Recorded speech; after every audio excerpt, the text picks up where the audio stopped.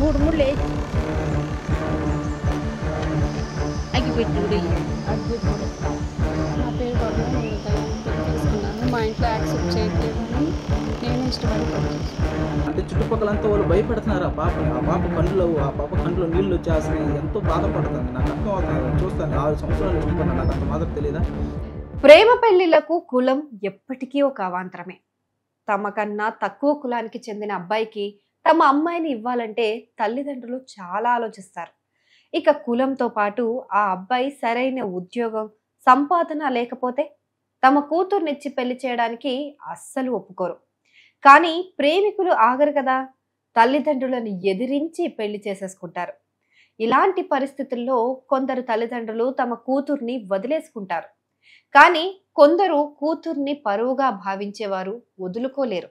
పరువు కోసం ఎంత దూరమైనా వెళ్తారు. ఆ దూరం ఎంత ఉంటుందో ఇప్పటి వరకు జరిగిన అనేక సంఘటనలు మనకు చెప్తూనే ఉన్నాయి. అయితే ఇలాగే ఒక అమ్మాయి తల్లిదండ్రులకు ఇష్టం లేకుండా రహస్యంగా ప్రేమ వివాహం చేసుకున్న ఒక జంట ఇప్పుడు ఇబ్బందులు పడుతోంది. అమ్మాయిని ఆమె బంధువులు తీసుకెళ్లిపోవడంతో నా భార్యను నాకు అప్పగించండి మొర్రో అంటూ ఆ యువకుడు పోలీస్ స్టేషన్ చుట్టూ తిరుగుతున్నాడు. ఇక తనకు న్యాయం జరిగేలా లేదని భావించి ఒక వీడియో మెసేజ్ ను విడుదల చేశాడు.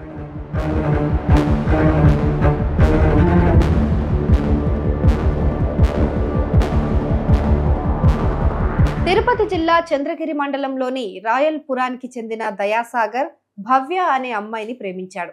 వీరిద్దరూ 6 ఏళ్ల పాటు లవ్ చేసుకున్నారు. దయాసాగర్ దళితుడు కావటంతో భవ్య కుటుంబ సభ్యులు వీరి పెళ్లికి అంగీకరించలేదు. దీంతో ఈ నెల 11న కైలాస కోనలోని శివాలయంలో వీరిద్దరూ రహస్యంగా పెళ్లి చేసుకున్నారు. ఆ తర్వాత తిరుపతి ఎస్పీ ఆఫీస్ కు వెళ్లి తమకు తల్లిదండ్రుల నుంచి ప్రాణహాని ఉంది అని చెప్పి ఫిర్యాదు కూడా చేశారు. అక్కడి నుంచి చంద్రగిరి పోలీస్ స్టేషన్ కు వెళ్లి మళ్లీ ఫిర్యాదు చేయాలని సిఐ చూసుకుంటారని ఎస్పీ ఆఫీస్ లో వాళ్ళు చెప్పారు. దీంతో ఈ నవజంట చంద్రగిరి పోలీస్ స్టేషన్ కు వెళ్లి ఫిర్యాదు కూడా చేసింది. ఆ తర్వాత అమ్మాయి తల్లిదండ్రులను పిలిపించి పోలీసులు కౌన్సిలింగ్ కూడా ఇచ్చారు. అమ్మాయి కూడా తాను ప్రేమించి పెళ్లి చేసుకున్న అబ్బాయితోనే ఉంటానని, తాను తల్లిదండ్రుల వద్దకు వెళ్ళబోనని చెప్పేసింది. దీంతో తల్లిదండ్రులు చేసేదేమి లేక వెనుదిరిగారు. అయితే భవ్య తల్లికి బాగోలేదని, కూతుర్ని చూడాలని అనుకుంటుందని చెప్పి ఆమెను కుటుంబ సభ్యులకు తీసుకెళ్లారు. భవ్యను తీసుకెళ్లి 3 రోజులవుతుంది. ఇప్పటి వరకు తనకు అప్పగించలేదని ఫోన్ చేసి అడిగితే దళితుడని తిడుతున్నారని దయాసాగర్ ఆరోపిస్తున్నారు.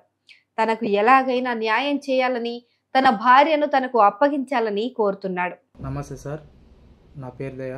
నేను భవ్య అనే అమ్మాయిని 6 సంవత్సరాలకు ఇష్టపడుతున్నాను. మేమిద్దరం ఒకరికొకరు నచ్చుకొని మేము పెళ్లి చేసుకోవడానికి 11వ తేదీ బుధవారం కైలాస కోనకి వెళ్ళి ఒక గుడి దగ్గర శివాలయంలో మేము పెళ్లి చేసుకున్నాము. అక్కడి నుంచి నేరుగా ఎస్పీ సార్ ఆఫీస్ దగ్గరికి వెళ్ళి మేము అక్కడ మా ఇద్దరికి ప్రాణహాని ఉందని చెప్పి మేము అక్కడికి వెళ్ళి వాళ్ళ దగ్గర ఒక స్టేట్మెంట్ లాగా రాసుకొని మా ఇద్దరికి ఎలాగైనా మీరు రక్షణ కల్పించి మాకు ఒక మంచి చేయండి, ఒక న్యాయం చేయండి అని చెప్పి వెళ్ళాము. ఎస్పీ సార్ ఆఫీస్ దగ్గరికి వెళ్ళిన తర్వాత అక్కడ అవన్నీ సబ్మిట్ చేసిన తర్వాత అక్కడి నుంచి మీరు ఏ ఊర్లో ఉంటారని అడిగారు. మేము చంద్రగిరిలో ఉంటాం సార్ అని చెప్పగానే మీరు అక్కడికి వెళ్ళండి, మీరు ఇద్దరికి మీ మేజర్లే కదా, మీ ఇద్దరికి వయసు ఉంది, మీకు ఏ ఇబ్బంది రాదు, మీకు ఏ ప్రాణహాని జరగదు అలాగని చెప్పి చంద్రగిరికి వెళ్ళమని చెప్పారు. వాళ్ళ మాట మీదనే మేము నేరుగా చంద్రగిరికి వచ్చి ఇక్కడికి వచ్చి స్టేషన్ కాడ కూర్చున్నాం. లోపల కూర్చోబెట్టారు. ఇక్కడికి రాగానే ఎంతసేపు అయినా సరే ఎవరు రాలేదు. సార్ వాళ్ళు రాలేదు, మేడంలు కానీ ఎవరు కానీ రాలేదు. మేము చూస్తూనే ఉన్నాం. సాయంత్రం 6, 7 అయిపోయింది. తర్వాత సిఏ గారు వచ్చారు. అప్పుడు మాట్లాడుతుంటే వాళ్ళ అమ్మ వాళ్ళందరూ వచ్చారు. రాగానే నాకు ఏమి ఒక్క మాట కూడా చెప్పకుండా నన్ను ఒక రూమ్లో పెట్టేసి ఆ అమ్మాయిని బలవంతంగా నేను రాను, నాకు ఆ అబ్బాయి కావాలంటున్నా సరే బలవంతంగా ఆ అమ్మాయిని కారులో ఎత్తేసుకుని వెళ్ళిపోయారు. తర్వాత సిఐ సార్ నేను అడిగాను, సార్ నాకు ఒక మాట కూడా చెప్పలేదు వెళ్ళిపోయిందంటే నేను వాళ్ళకి 2 రోజులు టైం ఇచ్చాను. 2 రోజులు టైం తర్వాత ఆ అమ్మాయి పిలుచుకొని వస్తారని చెప్పారు. కానీ నాకు ఒక మాట కూడా చెప్పలేదు. నేను పిలుచుకొచ్చినా నాకు కనీసం ఒక మాట అన్నా చెప్పాలి కదా సార్ అని అడిగితే, ఏం కాదు నీకంటూ రాసి ఉంటే మీ భార్య ఖచ్చితంగా నీ కాడికి వస్తుందిలే, నువ్వేం బాధపడద్దు అని చెప్పారు. కానీ మా బాధలు మాకే కాదు సార్ తెలుస్తాయి అని చెప్పి నేను చెప్పాను. నువ్వు 2 రోజుల తర్వాత రావయ్యా, నేను పంపిస్తాను, నేను మాట్లాడిస్తాను చెప్పారు. అలాగనే సరే అని చెప్పేసి అని వచ్చాం. తర్వాత రోజు అయింది. తర్వాత రోజు 2వ రోజు మధ్యాహ్నం 11 గంటలకు అలా వెళ్ళి కూర్చున్నాం సార్ అక్కడ. కానీ మాకు ఎవరు కానీ ఒక పక్కన వచ్చి మమ్మల్ని ఎవరు కానీ పట్టించుకోలేదు. అంటే ఒక అబ్బాయికి మాదిగ కులం, తక్కువ క్యాస్ట్, దళితులు అనేసని దగ్గరకు కూడా రానివ్వలేదు. ఆ అమ్మాయి వచ్చేంత వరకు చూసాం అడగతానే ఉన్నాం, కానీ సమాధానం ఒక్కరు కూడా చెప్పలేదు. కానిస్టేబుల్స్ ఎంతోమందిని అడిగాం, ఎవరు కానీ వస్తుందిలే కూర్చోండి అని చెప్పారు. లాస్ట్కి వాళ్ళ అమ్మ నాన్న వాళ్ళు కలిసి ఆ అమ్మాయిని 7:30-8 గంటల ప్రాంతంలో తీసుకొచ్చారు. ఆ అమ్మాయి చుట్టూ 100 మందిని ఆ అమ్మాయి బలవంతంగా తీసుకొని లోపలికి వెళ్ళారు. ఆ అమ్మాయి నన్ను చూస్తూనే ఉంది, నా దగ్గర రావాలనింది, కానీ వాళ్ళు రంపిలేదు. లోపలికి వెళ్ళిన తర్వాత ఎస్ఐ సార్ వాళ్ళతో మాట్లాడింది, కానీ ఆ అమ్మాయి నాకు అతనే కావాలి, నేను ఎవరిని కానీ నేను ఇంక పోలేను, నాకు ఆ అబ్బాయే కావాలి అని చెప్పింది. తర్వాత సీఏ గారు నన్ను రమ్మని చెప్పారు లోపలికి. పోయి నేను ఆ అమ్మాయి నీతోనే వచ్చేస్తుందంట, నువ్వేమైనా మాట్లాడాలంటే మాట్లాడవు అని చెప్పారు. నేను మాట్లాడిన సార్ ఆ అమ్మాయిని మా భార్యని నేను ఈరోజు తీసుకెళ్ళిపోతాను సార్ అని చెప్పాను. కానీ ఎంత మాట్లాడుతున్నా సరే ఆ అమ్మాయికి ఏదో ఒకటి నచ్చ చెప్పి ఆ అమ్మాయిని ఇంటికి పంపించాలని చూస్తున్నారే, కానీ మాకు ఒక్కరు కూడా సరే న్యాయంగా మా పక్క నుంచి మాట్లాడిన వాళ్ళు ఊరు లేరు. తర్వాత వాళ్ళ అమ్మ వాళ్ళ నాన్నలకి ఆ పక్కనే వాళ్ళు ఒక పార్టీ తరపున కానీ వాళ్ళంతా వాళ్ళ పక్కనే న్యాయం చేసుకునేటట్టు ఆ పాపను ఎప్పటికిప్పుడు ఇంటికి తీసుకుని పెట్టేట్టే చూస్తున్నారు. కానీ మా భార్య ఒప్పుకోనంటే నేను ఒప్పుకోను, అతనితోనే నేను వెళ్తాను అని చెప్పింది. సరే అని చెప్పి మాట్లాడారు. మళ్ళీ ఆ తర్వాత వాళ్ళ నాన్నని పిలిచి ఈ మాతో చెప్తాంది కదా మీ అమ్మాయి, అతనితో పంపించేస్తామని చెప్పారు. ఆయన సరే నేను పంపించేస్తాను అని చెప్పేసి నాకు మా భార్య నా పక్కన పెట్టేసి ఆయన పక్కకి వెళ్ళారు. తర్వాత మా భార్య మీకు నాకు ఏ సంబంధం లేదు, మీరు ఏమైపోయినా నాకు సంబంధం లేదు, నేను మీ దగ్గరకు రానని చెప్పేసి ఒక స్టేట్మెంట్ మొత్తం రాసి దాని మీద సంతకం పెట్టి తన దగ్గర ఉన్న వాళ్ళ వస్తువులు ప్రతి ఒక్కటి కూడా తీసి వాళ్ళకి ఇచ్చేసింది సార్. తర్వాత చూస్తున్నాను 5 నిమిషాలు అనగా నన్ను మా భార్యను మా ఇంటికి పంపించేస్తారు అనగా అప్పుడు అనగానే అందరూ వచ్చారు. మళ్ళీ పార్టీ వాళ్ళు వీళ్ళు వచ్చారు, టీడీపీ వాళ్ళు, దాని పక్కన కార్యకర్తలు వాళ్ళు కొంతమంది పెద్దవాళ్ళంతా వచ్చి ఆ అమ్మాయికి మీ అమ్మ ఉన్నట్టుండి మార్పు సీరియస్ అయిపోయింది, మేము హాస్పిటల్ పోవాలని చెప్పి ఆ అమ్మాయిని నన్ను అడిగింది. ఏమండి నేను వెళ్ళే వస్తాను, కరెక్ట్గా 2 గంటల లోకల్లా నేను చూసే వచ్చేస్తాను అమ్మని కరెక్ట్గా నాకు 2 గంటల టైం అని చెప్పేసి చెప్పింది. కానీ నేను వద్దు నువ్వు వెళ్తే నాకు చాలా కష్టమైపోతుంది, నిన్ను ఊరుగానే అక్కడ నిన్ను అందరూ చాలా టార్చర్ పెట్టేస్తారు, నువ్వు పోవద్దు అని చెప్పినాను. సరే అండి అని చెప్పేసి ఆ అమ్మాయి పోలేదు. మళ్ళీ వాళ్ళు బలవంతంగా వచ్చి ఆ అమ్మాయిని తీసుకొని లాక్కెళ్ళిపోయారు. అప్పుడు మళ్ళీ సీఏ గారు పిలిపించారు మా భార్యని. పిలిపించిన తర్వాత నువ్వు ఎందుకు మరి వెళ్ళిపోతున్నావు అని చెప్పి ఆ అమ్మాయిని ఎందుకు లాక్కెళ్తున్నారు అని సీఏ గారు అడిగారు. అప్పుడు అడిగితే వాళ్ళు అమ్ముకున్నటువంటి సీరియస్ అయిపోయింది, అందుకని చెప్పి పిలుచుకొని పోతున్నాం అని చెప్పారు. కానీ సీఏ గారు అప్పుడు ఇలా అంత కాదు అని చెప్పి మా భార్యని అడిగారు. ఏమ్మా నీ ఇష్టప్రకారం బాగున్నా అంటే, సార్ ఈ మాటతో చెప్పారు సార్, నేను ఒకసారి వెళ్తాను అని చెప్పింది. నీ ఇష్ట ప్రకారం అంటే లేదు సార్ వీళ్ళు బలవంతం పెడుతున్నారని చెప్పింది. తర్వాత మా మామగారు మా భార్య వాళ్ళ నాన్నగారు నన్ను వచ్చి అడిగారు, 2 గంటలు టైం ఇవ్వండి, నేను మీ భార్యను తెచ్చి మీ ఇంటికాడ పెట్టేస్తాను మా కూతుర్ని అని చెప్పారు. కానీ నేను వద్దు, మీరు తీసుకెళ్తే మళ్ళీ మీరు తీసుకురారు, నాకు అది బాగా తెలుసు, నేనైతే మిమ్మల్ని పంపించలేను, పొద్దున కల్లా నేను మా భార్య ఇద్దరం వస్తాం, మా అత్తగారితోనే ఉండి ఆమెను బాగోగులన్నీ చూసుకొని హాస్పిటల్ ఎలాగుందో చూసుకొని మళ్ళీ వస్తాం అని చెప్పినాం.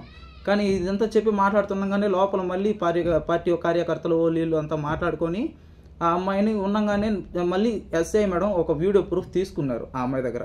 2 గంటల లోపల నేను మా అమ్మని చూసి 2 గంటల లోపల అంటే 11:40కి తీసుకెళ్లారు. కరెక్ట్గా 2 గంటల లోపలనే ఆ అమ్మాయి ఇంటికి వచ్చేటట్టు మాట్లాడుకొని వీడియో ప్రూఫ్ తీసుకున్నారు. కానీ ఆ అమ్మాయిని వెళ్ళేటప్పుడు కూడా నాకు చెప్పింది, ఏమండి వెళ్ళేదా వద్దా అని అంటే, నీకు జాగ్రత్తగా అనిపిస్తుందంటే నువ్వు తిరిగి వచ్చేస్తాను చెప్పారు కదా ఎస్ఐ మేడం, సీఏ సార్ కూడా మనకి హామీ ఇచ్చారు, నేను తీసుకొని వస్తామని చెప్పి నువ్వు జాగ్రత్తగా వెళ్ళని చెప్పారు. వెళ్ళిన తర్వాత నాకు ఎందుకు డౌట్ వచ్చింది, ఇలా కాదు ఆ అమ్మాయిని కూడా పంపిస్తే అది సేఫ్ కాదని చెప్పి నేను వెనకాల వస్తాను అని చెప్పాను. వెనకాల కొంచెం ముందరికి వెళ్ళగానే అక్కడ ఉన్న పోలీసు వాళ్ళు కానిస్టేబుల్ సార్ వాళ్ళు వచ్చి మీరు పోకూడదు, ఆ అమ్మాయిని పంపించారు కదా మీరైతే పోకూడదు, ఏం కాదు మేము పిలుచుకొని వస్తాం, మీ దగ్గర మేము చేర్చేస్తాం మీ భార్యని అని చెప్పారు. ఇంకా వాళ్ళు చెప్పిన మాట ప్రకారం నేను సరే అని చెప్పి రాత్రి నుంచి తెల్లారి వరకు చూను రాలా. 2 గంటలు చూసాం, 3 వరకు చూసాం, 4 గంటలకి మళ్ళీ ఫోన్ చేసాం కానిస్టేబుల్ సార్కి. మళ్ళీ స్టేషన్ దగ్గరికి వెళ్ళాం. అక్కడి నుంచి ఆ రోజు నుంచి తర్వాత రోజు మొత్తం అంతా స్టేషన్ కాడ ఉన్నాం. రాత్రి 11 అయింది, 12 గంటల దాకా కూర్చున్నాం, ఒక్కరూ ఒక సమాధానం చెప్పలేదు. ఈరోజు వెళ్ళంగానే బయట కూర్చోండి మేము పిలిపిస్తాం, బయట కూర్చోండి పిలిపిస్తాం అని చెప్పారు. సార్ ఏంది సార్ పరిస్థితి, 2 గంటల టైం ఇచ్చి పంపించారు, ఆ అమ్మాయి ఇంతవరకు రాలేదు, ఆ పరిస్థితి ఏందో నాకు అర్థం కాలేదు, ఆ అమ్మాయిని చాలా టార్చర్ పెడతా ఉంటారు సార్, నాకు భయంగా ఉన్నది, ఆ పాపకి ఏదైనా చేపి చనిపోయిందంటే నేను ప్రాణాలతో ఉండలేను, నేను బతకలేను, నా వల్ల కాదు సార్ అని చెప్పి నేను బోర్ని ఏడ్చుకున్నాను. ఇట్ట కాదా లేవయ్యా, ఆ అమ్మాయి నీకంటూ రాసి పెట్టింటే వస్తుందిలే, నువ్వేం ఏడవద్దు, నువ్వేం బాధపడద్దు, నువ్వు బయట పోయి కూర్చోబో అని చెప్పారు. అట్ట కాదు సార్, మీ మీద నమ్మకంతో మేము 2 గంటలలో పంపించేస్తామని చెప్పారు. నేను ఆ మాట ప్రకారం పంపించాను. ఇంత టైం అవుతున్నది, బతుకుండదో చంపేశారు కూడా నాకైతే తెలియదు. వాళ్ళ అమ్మ వాళ్ళకి వాళ్ళ మామ వాళ్ళకైతే నచ్చదు నేనంటే. మాటకు ముందు నువ్వు ఒక మాదిగోడివి, నేను చంపేస్తాం అది ఇదని చెప్పి అన్నారు. సరే ఇట్లా కాదని చెప్పి నేను సార్ దగ్గర బలంగా అడిగాను, సార్ నాకు మా భార్య మాకు కావాలంటే అప్పుడు ఆ అమ్మాయి దగ్గర నుంచి వీడియో కాల్ నాకు చేపించారు. చేపించిన తర్వాత ఆ అమ్మాయి మధ్యలో కూర్చుంటే చుట్టుపక్కలంతా వాళ్ళు బెదిరిస్తున్నారు. హాస్పిటల్లో ఉంది, ఎక్కడున్నావు అంటే నేను ఈ మాటతో హాస్పిటల్కి వచ్చాను అనింది. నువ్వు జాగ్రత్తగా ఉన్నావు అంటే నేను జాగ్రత్తగా ఉన్నానని చెప్పింది. నువ్వు ఏ హాస్పిటల్లో అంటే నేను చెన్నైలో ఉన్నానని చెప్పింది. చెన్నైలో అది ఎక్కడ ఏ ప్లేసు ఏ హాస్పిటల్ నాకేం తెలియదు అనింది. సర్లే మీ అమ్మకి హెల్త్ బాగాలేదని చెప్పి నేను తీసుకెళ్లారు మీ ఇంట్లో వాళ్ళు, నువ్వు ఇంతవరకు ఇంటికి రాలేదు, నేను ఏం చేయాలి, నేను ఎట్ట బాధపడా బతకాలా చచ్చిపోవాలని చెప్పి నేను అడిగిన. అదేం కాదు, నేను మా అమ్మ తగ్గిపోగానే నేను వస్తాను అంటే చుట్టుపక్కలంతా వాళ్ళు భయపెడుతున్నారు ఆ పాపని. ఆ పాప కంట్లో నీళ్ళు వచ్చేస్తున్నాయి, ఎంతో బాధపడుతుంది. నాకు అర్థం అవుతున్నది, చూస్తాను. 6 సంవత్సరాలు ఇష్టపడినా, నాకు అంత మాత్రం తెలియదా? సరే అని చెప్పాను. సరే అత్తకు బాగాలేదన్నావు కదా, అత్తగారిని ఒకసారి చూపించావు, నేను చెప్తాను. రేపు ఆమెకేమైతే నువ్వు బలవంతం చేసి ఆ అమ్మాయిని పెళ్లి చేసుకునేవు, దానివల్ల మేము మా భార్య చనిపోయిందని చెప్పి నా మీద ఏదైనా ఇబ్బంది పెడతారు, అది బాగోదు కదా.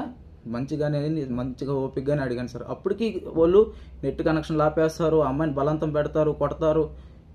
తట్టుకోలేకపోయినాను. సరే మా అత్తగారిని ఒకసారి చూపించంటే చూపించలేదు. తర్వాత సరే నువ్వు హాస్పిటల్లోనే ఉన్నావు కదా, సరౌండింగ్స్లో ఎక్కడన్నా అద్దాలన్నా ఉంటాయి కదా, నాకు ఆ అద్దాలన్నా చూపించు, సరౌండింగ్స్లో నీ ఫ్రంట్లో ఏముండదు నాకు అదన్నా చూపించంటే చూపించలేదు. నెట్ ఆపేనారు, ఫోన్ ఆపేనారు. తర్వాత 3 సార్లు 4 సార్లు ఫోన్ చేస్తే కూడా ఫోన్ ఎత్తలేదు. నేను ఎస్ఐ సార్ చెప్పాను, సార్ ఈ అమ్మాయి నా మాతో తీసుకెళ్ళిపోయారు, ఇప్పుడు ఎంతసేపు పడుకుంటే ఇప్పుడు ఫోన్ చేయించారు. చేసిన తర్వాత ఆ అమ్మాయి ఆడంటే హాస్పిటల్ అయితే లేదు సార్, బయట ఉన్నదంటే లేదు బాయ్, ఆ అమ్మాయి మీ భార్య పోయింది కదా, అక్కడే ఉంది వాళ్ళ అమ్మ దగ్గరే, వస్తుందిలే, నీకంటూ రాసి పెట్టుంటే 2 రోజులు కాదు 3 రోజులు కాదు వారం కాదు నెల అయినా వస్తుంది కదా, నువ్వు ఎందుకు నువ్వు గమ్మునుండు, బయట వెళ్ళి కూర్చో అని చెప్పారు.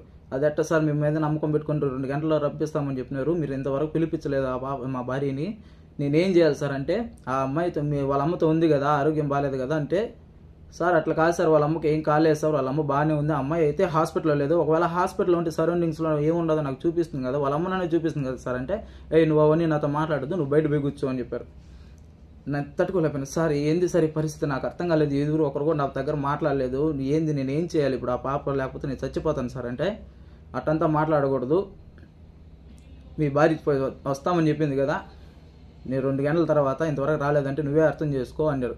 సార్ మీరు చెప్పినారు కాబట్టి నేను పంపించిన సార్, వాళ్ళే బలంతంగా ఆ పాపను కొట్టి కార్లో వేసుకుని వెళ్ళినారు, నేను అప్పుడు కూడా మీకు చెప్పినాను కదా సార్ అంటే, తల్లిదండ్రులు నాకు కోపం ఉంటుందయ్యా, ఒక దెబ్బ కొడతారయ్యా, నువ్వు అవన్నీ పట్టించుకుంటే అట్టా 20 సంవత్సరాలు కష్టపడి పెంచినారు కదా అన్నారు. అది పెంచడం వేరు, ఇప్పుడు కొట్టి పిలుచుకొని పోవడం వేరు కాదు సార్. మాకంటూ ఆ అమ్మాయి అదే పనికి స్టేట్మెంట్ రాసింది, నాకు ఎవరు వద్దు, నాకు ఆ అబ్బాయి కావాలి అని చెప్పి రాసింది. కానీ మీరు మళ్ళీ ఆ పాప వాళ్ళ ఫ్యామిలీ పక్కనే మాట్లాడుతున్నారని చెప్పి నేను అడిగాను, నువ్వు అవన్నీ నాతో మాట్లాడొద్దు అని చెప్పారు. సరే అని గుమ్మని అయిపోయాను. నాకు అర్థం కావట్లేదంటే తీసుకెళ్ళి రాలేదు, కనీసం మీ పోలీసు వాళ్ళైనా సరే కొంచెం యాక్షన్ తీసుకోవాలి కదా. ఆ పాప హాస్పిటల్లో లేదు, సరే ఆ పాప హాస్పిటల్లో లేదన్నావు కదా, నేను మాట్లాడతాను, నేను ఫోన్ చేస్తాను, నేను ఫోన్ చేసి చెప్తాను, యాడదు ఫోన్ చేయలేదా, వాళ్ళు ఫోన్లు కూడా ఎత్తలేదా, పదంబా మనం పోయి చూద్దాం, మీ భార్య ఎక్కడ ఉన్నది, సేఫ్గా ఉన్నది లేదని చూద్దాం. ఆ మాట కానీ లేదు, అసలు ఏమి కూడా నాకు సమాధానం చెప్పలేదు. కానీ పోయి కూర్చోబో వస్తుందిలే 2 రోజులు వస్తుంది 3 రోజులు వస్తుంది అని చెప్పారు. ఇట్టే తిప్పించుకుని స్టేషన్ దగ్గర 11వ తేదీ నుంచి ఈ రోజు వరకు, బుధవారం నుంచి ఆదివారం వరకు తిరుగుతూనే ఉన్న, తెల్లారి నుంచి రాత్రి వరకు స్టేషన్ల కాడే కూర్చోను, కానీ ఒక్కరు కానీ ఒక న్యాయమే చేయలేదు. ఆ పాపని బలంతంగా కొట్టి ఇంట్లో కూర్చొని పెట్టేస్తున్నారు. మా భార్య కావాలి సార్, అడిగితే వస్తుందిలే అని చెప్తున్నారు. నాకు ఏం చేయాలో అర్థం కావట్లేదు. ఎస్పీ సార్ గారు మీరే చూసుకోవాలి, నాకు న్యాయం చేసేయండి.